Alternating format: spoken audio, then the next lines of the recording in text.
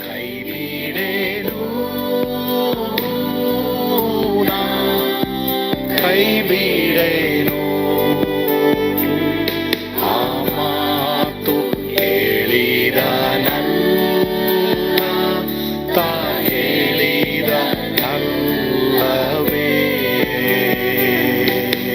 ನಾ ಕೈ ಬಿಡೇನು, ನಾ ಕೈ ಬಿಡೇನು,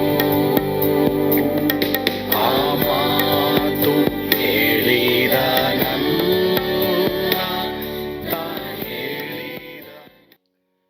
ಯೇಸು ಕೈ ಬಿಡನು ದೈನಂದಿನ ಸತ್ಯವೇದ ಅಧ್ಯಯನಕ್ಕೆ ನಿಮ್ಮೆಲ್ಲರನ್ನು ಆಹ್ವಾನ ಮಾಡ್ತೇನೆ. ಇಂದು ನಾವು ವಿಮೋಚನ ಕಾಂಡ 8ನೇ ಅಧ್ಯಾಯ 5ರಿಂದ 7ನೇ ವಚನವನ್ನ ಧ್ಯಾನ ಮಾಡಲಿದ್ದೇವೆ.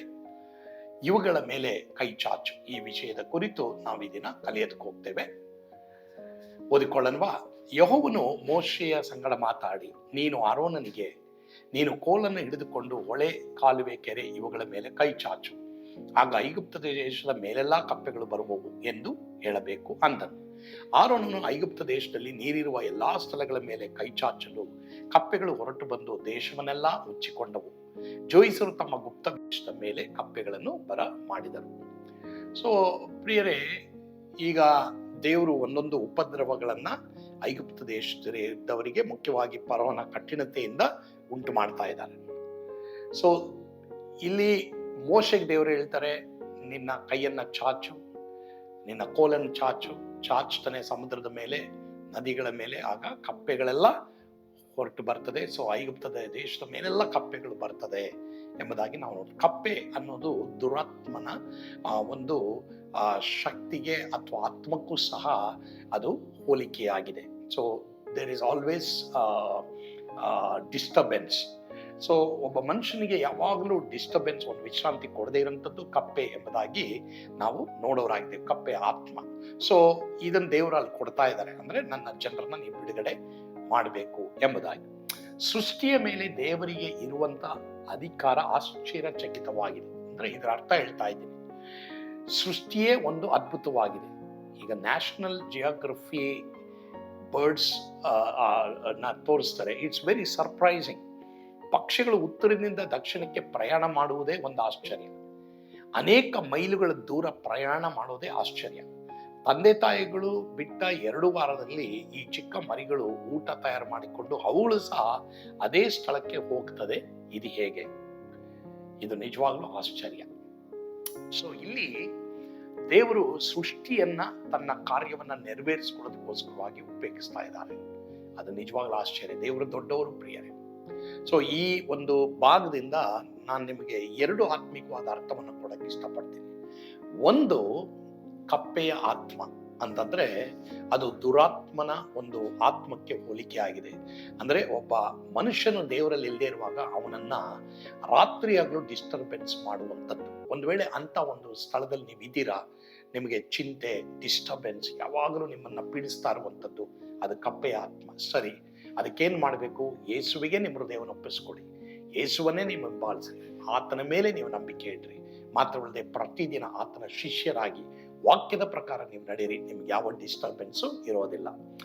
2ನೇದು ಇಲ್ಲಿ ಅರ್ಥ ಏನಂತಂದ್ರೆ, ಯಾವ ಸೃಷ್ಟಿಯು ದೇವರಿಗೆ ತಲೆ ಬಾಗಬೇಕು, ಯಾವ ಸೃಷ್ಟಿಯು ದೇವರಿಗಿಂತ ದೊಡ್ಡದಲ್ಲ. ಆದ್ರಿಂದ ದೇವರನ್ನ ದೇವರಾಗಿ ಆರಾಧನೆ ಮಾಡಬೇಕು. ಸೊ ಯಾರಾದ್ರೂ ಸೃಷ್ಟಿಯನ್ನ ಆರಾಧನೆ ಮಾಡ್ತಾ ಇದ್ದೀರಾ, ಇವತ್ತು ದೇವ್ರ ಕಡೆಗೆ ತೆರೆದುಕೊಳ್ಳ್ರಿ. ಯಾಕಂದ್ರೆ ಸೃಷ್ಟಿ ನಮಗೆ ದೇವರ ಮಹಿಮೆನ ತೋರಿಸ್ತದೆ ಹೊರತು ಸೃಷ್ಟಿ ದೇವರಲ್ಲ. ದೇವರೇ ಸೃಷ್ಟಿ ಮಾಡಿರೋದು. ಹೀಗಾಗಿ ಸೃಷ್ಟಿ ಕರ್ತನನ್ನ ನೀವು ಆರಾಧನೆ ಮಾಡ್ರಿ, ಆತನನ್ನ ನೀವು ಸ್ವಂತ ರಕ್ಷಕನಾಗಿ ದೇವರನ್ನಾಗಿ ಅಂಗೀಕರಿಸ್ಕೊಳ್ರಿ. ನಿಮಗೆ ವಿಶ್ರಾಂತಿ ಅನ್ನೋದು ಇದ್ದೇ ಇರ್ತದೆ.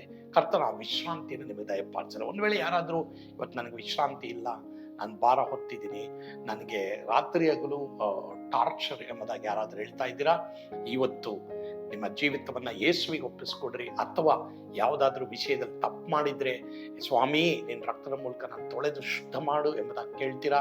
ಅಥವಾ ನೀವು ಆ ದೇವರನ್ನ ಬಿಟ್ಟಿದ್ರೆ, ವಾಕ್ಯವನ್ನ ಬಿಟ್ಟಿದ್ರೆ, ಇವತ್ತೇ ಪಶ್ಚಾತ್ತಾಪ ಪಟ್ಟು ದೇವರೇ ನಿನ್ನ ಬಳಿಗೆ ನಾನು ಬರ್ತೀನಿ ಎಂಬುದಾಗಿ ಹೇಳ್ರಿ.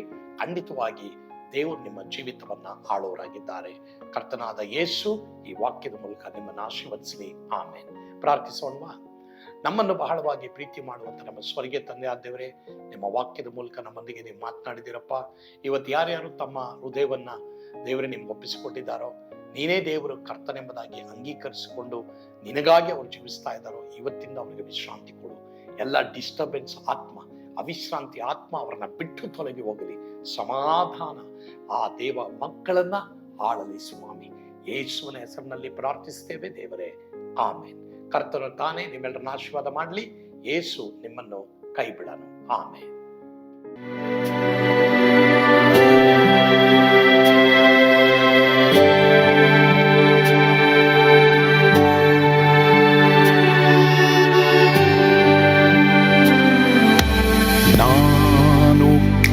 ಪಾತ್ರದಲ್ಲಿ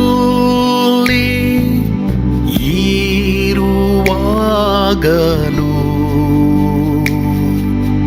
ನೀನು ಪಾಯಪಟ್ಟು ಓಡಬಾರದು. ನನ್ನ ಮಾತನಂಬಿ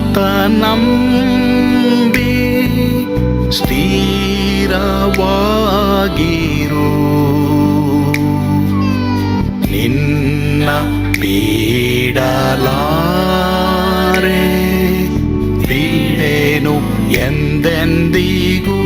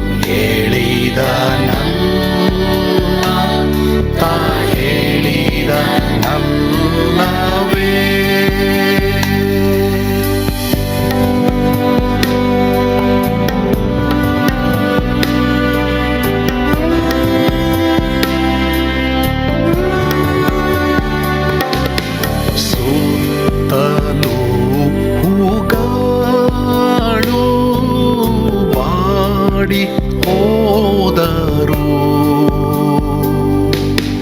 ಮೇಲೆ ಸ್ವರ್ಗದೋಳು ಬಾದಲಾಗದು.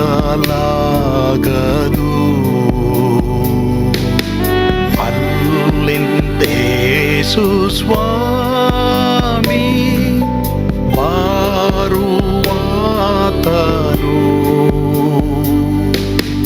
ನನ್ನ ಬಿಡಲಾರ, ನನ್ನನ್ನು ಕೈ ಬಿಡನು. ನಾ ಕೈ ಬಿಡೆನು, ನಾ ಕೈ ಬಿಡೆನು. ಆ ಮಾತು ಹೇಳಿದ ನನ್ನ ತಾ ಹೇಳಿದ ನಲ್ಲವೇ.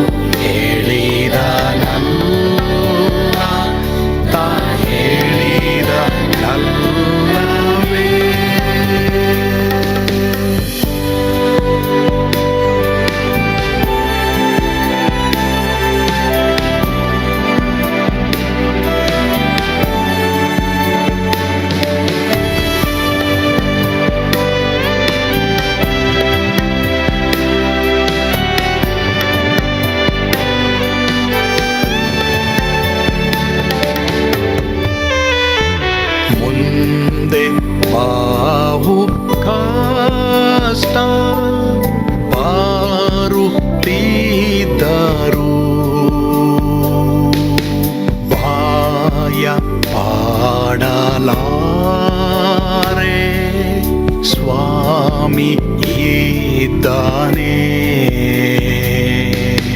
ಬಾಲವಾಗಿ ನಿಂತು ಹರ್ಷಗೊಳ್ಳುವೆ. ಸ್ವಾಮಿ ನೀಡಲಾರ, ಸ್ವಾಮಿ ನನ್ನ ಕೈ ಬಿಡಲು,